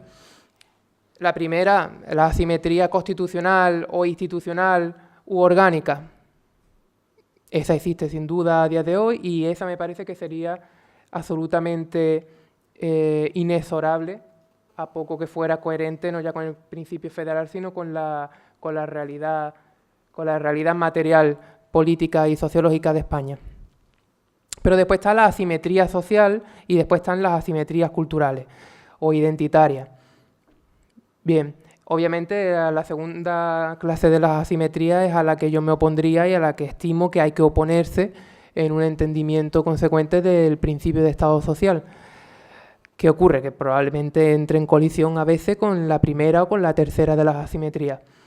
Pero a mí me parece que precisamente la respuesta a la pregunta, al interrogante, tiene que partir, en primer lugar, de la conveniencia de que exista una organización asimétrica de acuerdo con la libre autodeterminación interna, por lo menos de momento, de los distintos sujetos constitucionales y constituyentes, por lo tanto, en el momento auroral del nuevo régimen en España. Y me parece que precisamente la premisa, que el requisito, que la condición de posibilidad para que esto sea así tiene que ser que esta asimetría institucional u orgánica lleve aparejado el fin de la erradicación de las asimetrías sociales, de las injusticias sociales, de las desigualdades sociales. Y esto es lo que lleva aparejada todas las exigencias institucionales de fondo de compensación territorial, un fondo de solidaridad específico que recogía también el programa del Consejo de Gobierno. Me parece que proviene de aquí, ¿no? Y proviene de aquí y en realidad, y esto me permite enlazar con otra cuestión que quería remarcar, aprovechando que estoy en posesión del turno de palabra y para continuar con un tanto con la exposición que hice antes, es que en realidad la autonomía, en Andalucía lo tenemos clarísimo porque sería un oxímoron no entenderlo así, pero la autonomía es social. La autonomía es la consecuencia más plena y más lógica del principio de Estado social. Pero claro, que esto me permite ya enlazar con la tercera cuestión con la que quería seguir hilando mi discurso. Claro, es que precisamente este principio básico, esta manera de comprender el ejercicio práctico del derecho a la autonomía es lo que ha sido totalmente mutado por el sistema de mutaciones constitucionales que hemos descrito. Bien, pero es que, ¿qué es lo que han hecho las mutaciones constitucionales y qué es lo que son y qué es lo que van a permanecer? Bien, la mutación constitucional no ha dado lugar a una anomia constitucional, a una situación de vacío normativo. No, lo que ha dado lugar es a una nueva pseudoconstitución que se afirma como constitución, además vehementemente, de ahí viene el discurso nacional constitucionalista sobre los partidos constitucionalistas y los partidos anticonstitucionalistas, etcétera. Y esta pseudoconstitución probablemente, salvo que una reforma o ya sea ordinaria o ya sea agravada, salvo que una reforma sea consciente de este hecho, al margen ya del maniqueísmo o de la atribución de responsabilidades, que probablemente esto sea un debate distinto, pero al margen de esto, es que si una reforma no comprende esta realidad se va a imponer. Es que me parece que ese es el dilema y que esa es la disputa existente. ¿Cómo se podría oponer una resistencia a esto? Bien, siendo consecuentes con la propia normatividad del sistema constitucional actual, con la Constitución Territorial Material, aquella que estaba desconstitucionalizada, pero que pasó a ser estatucizada, por decirlo de algún modo, y que de repente se ha vaciado por completo la normatividad de los estatutos de autonomía y ha terminado minando, erosionando las connotaciones políticas y por lo tanto sociales de la autonomía comunitaria de nacionalidades y de regiones. Y claro, en atención a esta normatividad constitucional y descendiendo por lo tanto ya a cuestiones concretas y huyendo de la tentativa de la divagación, es que, en mi opinión, es únicamente la propia Constitución, un entendimiento riguroso en sentido estricto, positivista y sistemático de la Constitución, lo que nos fuerza a incluir, a integrar a las nacionalidades y a las regiones en el procedimiento de reforma, ya sea ordinario ya sea agravado. Porque tenemos, tanto en la Constitución como en los estatutos de autonomía, mecanismos que dan cuenta, que dan fe del espíritu federal o federalizable del Estado español. Veíamos, por ejemplo, la participación de las nacionalidades en órganos constitucionales como el Tribunal Constitucional, aparece en el Estatuto de Autonomía andaluz. Y aparece también la participación, de algún modo, no se concreta, obviamente, en ninguna fórmula, en la designación de los miembros del Consejo General del Poder Judicial, por no hablar de la participación en otro tipo de órganos, desde la Comisión Nacional del Mercado de Valores hasta la coparticipación de entes autonómicos en la ordenación general de la economía del territorio. Claro, es que me parece que de esto se desliza la exigencia subliminal y tácita de que las comunidades autónomas tomen parte del procedimiento de reforma. ¿Cómo? Podría darse, y con esto finalizo, podría darse de distintas maneras. Reforma constitucional mediante o escamoteando y esquivando la exigencia de reforma constitucional. Escamoteándolo, ¿cómo? A mí se me ocurre que sería posible incrementar la representación de las comunidades autónomas en una hipotética tesitura de reforma constitucional, reformando la Ley Orgánica del Régimen Electoral General en el sentido de acumular las circunscripciones provinciales para darle una connotación política de representación de las distintas unidades autonómicas, o, por ejemplo, también incluyendo, acumulando las provincias o... Bueno, fundamentalmente esa, ¿no? Perdona, es el lazo. La otra vía sería la de la doble reforma constitucional. Y una de las primeras sendas podría ser la de la reforma previa del procedimiento de iniciativa constitucional.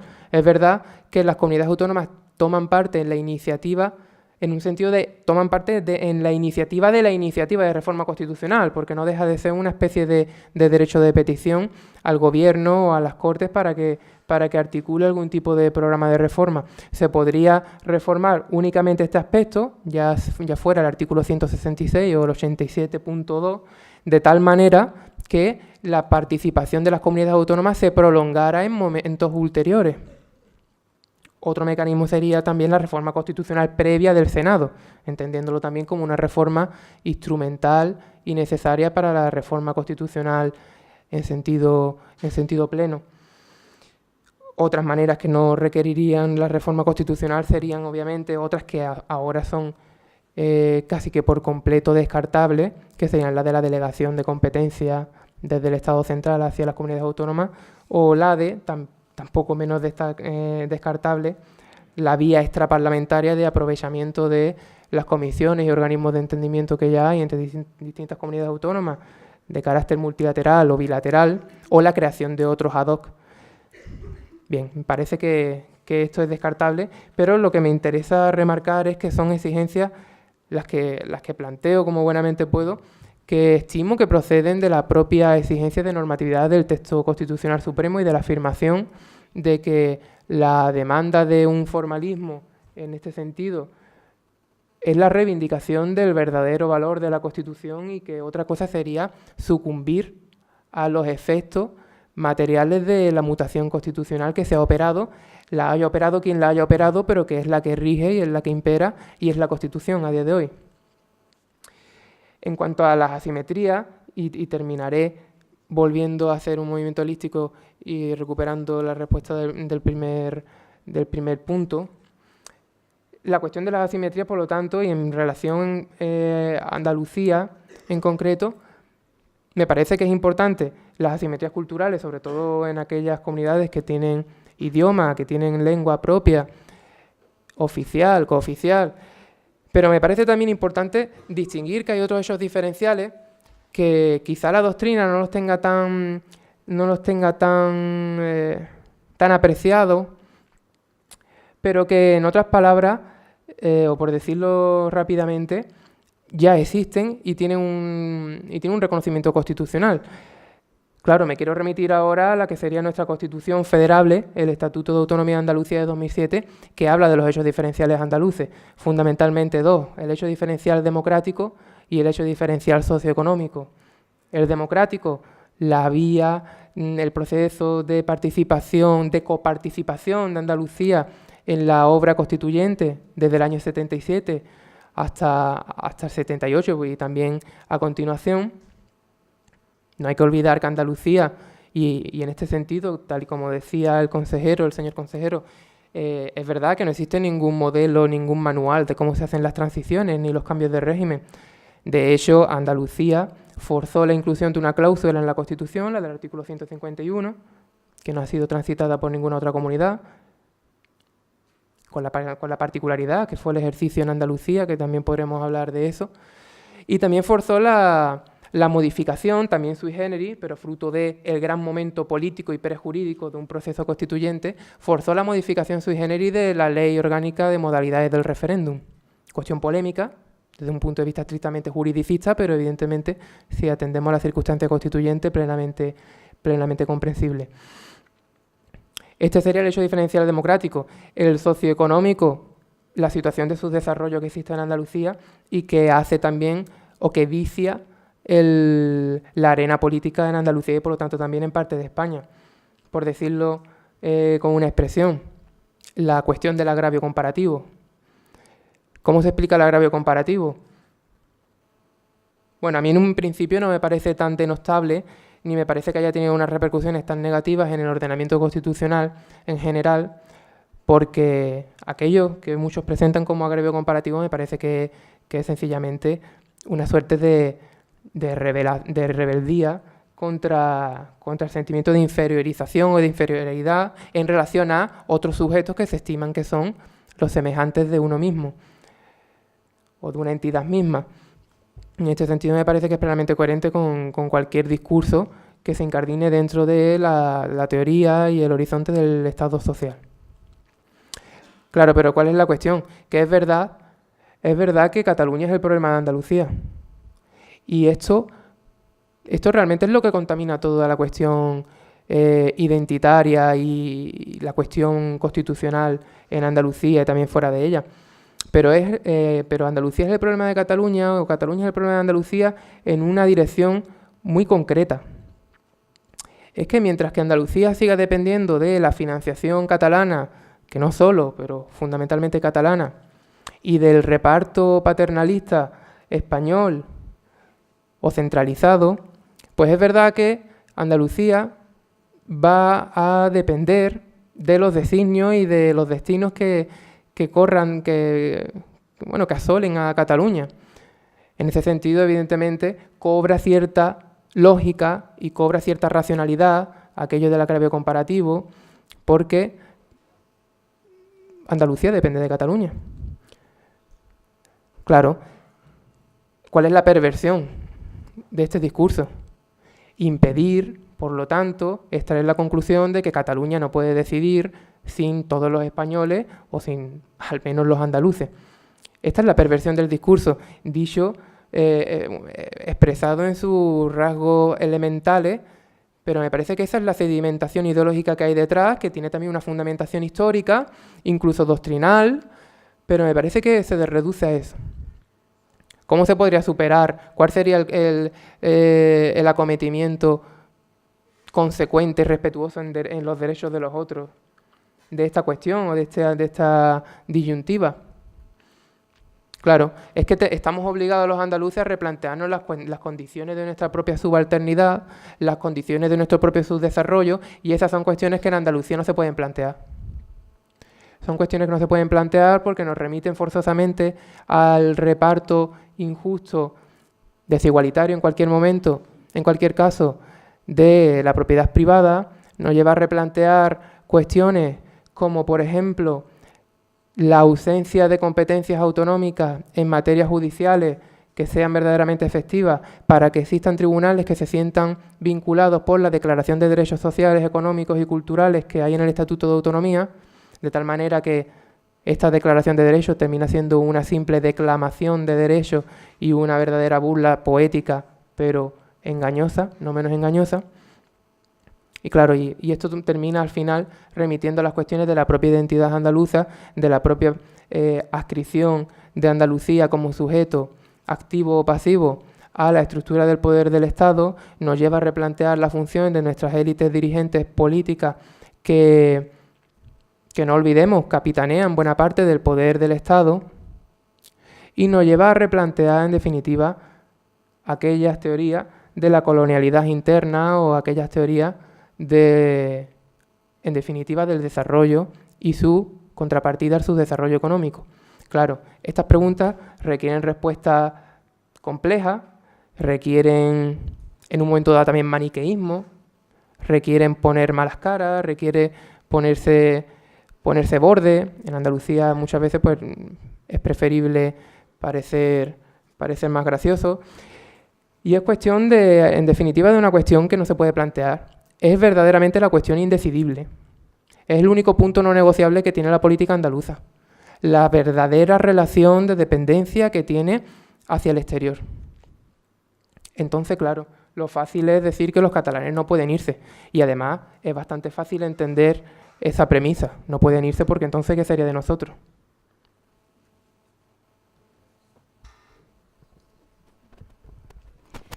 Bé, moltes gràcies als tres, i en el temps que queda, que no és massa, anem a donar-vos la paraula perquè pugueu fer aportacions o preguntes. Anem a recollir-les d'una vegada perquè només ens queden 10 minuts i així ells contesten tot junt, si algú vol fer alguna aportació.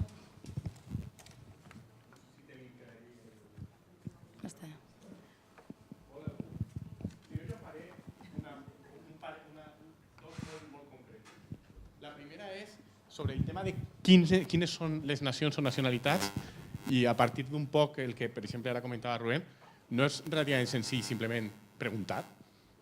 És a dir, ja hem preguntat o mig preguntat, hi ha estatuts d'autonomia que se declaren com a nacionalitats i d'altres que no, però vaja, si anàrem a aquest procés no seria tan senzill com deixar que les poblacions dels diferents territoris de l'Estat digueren no, nosaltres ens sentim nació o el que sigui, o nacionalitat, i a partir d'ahir articular-ho. I potser hi serien 7 o 4 o 2, no ho sé, però... Jo t'ho dic, té 7. Pues si eixen 17, potser els de La Rioja o els murcians volgueren ser castellans, però si eixen 17 o 27, doncs ve ser 17 o 27. Però escolta, perfecte, però per aquest viatge parlem en el que ja està. Sí, està clar. Hem de fer primer o l'altre, si seran 17 o probablement l'últim dia també. Doncs això, 19 o 27, m'és igual. Però vull dir, jo preguntaria. I la segona qüestió és, entenc que la proposta, que l'acord del Consell, de moment és per a generar comboi. Però més enllà d'això, i també des de la perspectiva aquesta que és de veres que ha passat una vegada una mica inadvertit, jo em plantejo, alguna de les parts d'aquest acord teniu la pretensió, ja que no l'acord sencer, però la pretensió de parts d'aquest acord sobre les que pugui haver més consens polític així a les Corts Valencianes, passar-lo a les Corts Valencianes, per exemple, la part de finançament. Anem a desenvolupar el 158 de la Constitució i a establir unes regles més concretes constitucionals sobre finançament per a garantir una equitat, etc. Passar-lo a les Corts per a que les Corts ho envien al Congrés dels Diputats com a proposta de reforma constitucional que vinga des de les Corts Valencianes, perquè ja, si ni tan sols així, aconseguim obrir el debat i que es parli el tema, ja ens hauríem de plantejar moltes coses. Però si ho fem així i no fan cas, potser la forma que s'enceta el debat és portar-lo allà. Anem a veure. La part del finançament, la veritat és que s'hi sembla molt als acords que reiteradament s'han aprovat pel Consell, per les Corts, etc. En substància és el mateix. Només variaria aquesta disposició transitòria per a la recuperació del deute històric i tal. Jo crec que a hores d'ara fer això no ajudaria massa. D'altres maneres, cal dir que el president, que ara s'ha oblidat, ja en el Senat, encara que fora en un acte acadèmic, va estar convidat a presentar el projecte davant de constitucionalistes, administrativistes i tal, quan se presenta l'informe sobre les comunitats autònomes. I això està molt bé perquè va ser una cosa espontània, no lo van buscar, i el que sí ha demanat el president és comparèixer al Senat a explicar-ho, a presentar-ho. Jo crec que hem d'anar per passos i que probablement en aquest moment cremar qualsevol iniciativa concreta és complicada. I després anem a veure, n'hi ha un debat ja obert, com sabeu, que és el tema del dret històric valencià. No sé si és correcte dir-ho de dret foral, m'agrada més el dret històric, o la recuperació del dret civil propi valencià, etc. Nosaltres sempre, com a Consell, hem defensat la mateixa postura, perquè ahí sí que circula la proposta de l'Associació de Juristes Valencians. Nosaltres sempre hem dit, i jo, que també depèn de la meva conselleria, la meva opinió, sempre ha estat molt expressada, molt clara. Les Corts són soberanes, poden fer el que vulguin, que lo plantegen, que no lo plantegen, però si en un tema d'estos no se planteja per unanimitat, és un fracàs, perquè ahí sí que te segueix absolutament una proposta. Per tant, probablement els temes que menys ens interessen, que arriben a una votació, per entendre'ns, a les Corts Generals, són els temes que més afecten directament als valencians. Perquè si te diuen que no les Corts Generals, tens un problema afegit. És a dir, la capacitat de pressió posterior es redueix. De totes maneres, això és una qüestió de gestió del temps polític. Abans de l'estiu ja no cal fer res més, estem en aquesta línia de fer de missioners. Després de l'estiu no sabem en què situació ens trobarem, probablement dependrà de la situació a Catalunya, probablement. Jo diria un altre factor que tindrà molt a veure en tots aquests temes, que siga com se vagi articulant la relació entre el PP i Ciudadanos. I a partir d'ahí ja decidirem. És veritat que estem en l'última etapa de la legislatura, és que queda molt poc temps polític.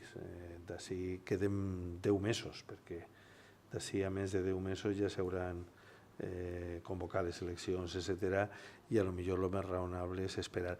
Jo personalment no tinc molta pressa, és a dir, jo crec que això és un camí de llarga durada, que cal anar madurant, sumant posicions, contribuint a altres debats. Nosaltres tenim una xicoteta, una espècie de xicotet observatori a la conselleria on anem mirant totes les coses que van eixint. A l'estiu farem una altra trobada en Alacant per parlar d'aquestes coses. S'estem treballant en un número extraordinari de la revista d'Estudis Autonòmics. És a dir, la idea és anar acumulant forces. Rubén havia demanat la paraula i acabarem amb... Gracias. Bien, sí, la intervención del profesor Boyd me parece muy oportuna porque ha llamado la atención sobre un aspecto que estábamos omitiendo. ¿Cuáles son las nacionalidades? Es que esa respuesta ya está dada. Está dada por la propia autodefinición estatutaria de cada una de ellas y está dada también con antelación por los propios procedimientos de acceso a la autonomía.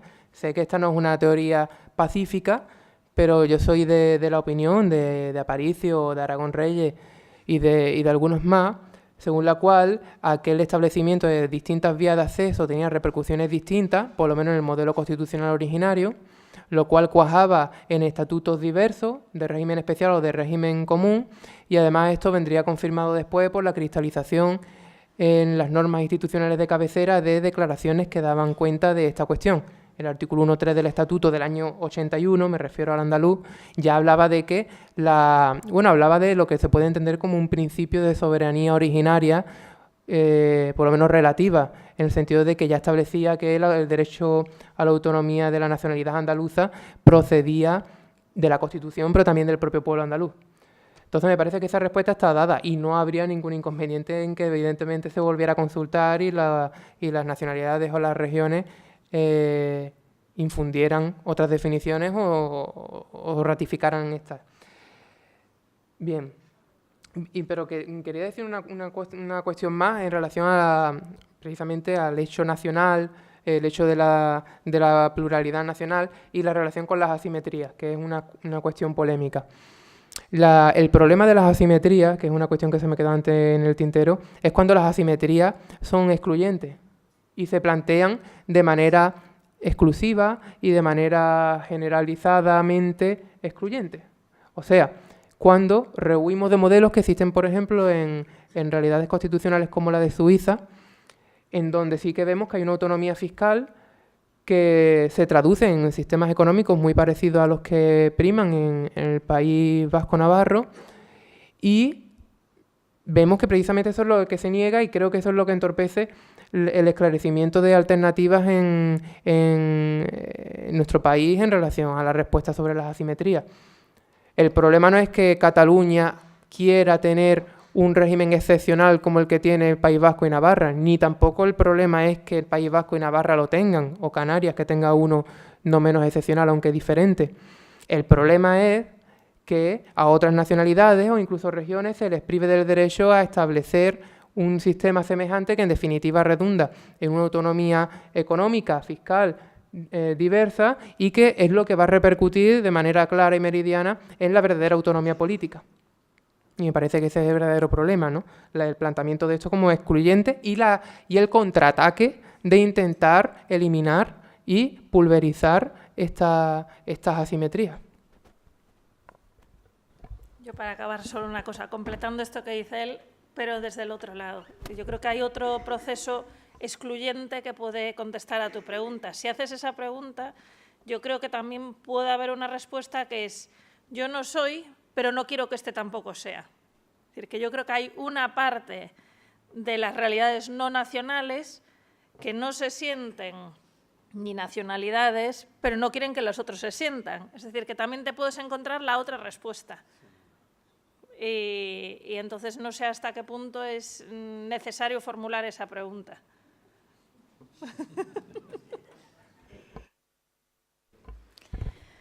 Bé, moltes gràcies a les tres, a totes i a tots per haver vingut i per aquest debat interessant. Des de la Fundació Nexe agafem també la pilota d'algunes pilotes que heu llançat dels debats que podem seguir generant per a construir una societat un poquet millor, una societat un poquet més com la desitgem. I res, anem a fer ara un breu descans, continuarem després amb una altra taula redona amb els partits polítics valencians que seguirem reflexionant al voltant del mateix tema. Moltes gràcies.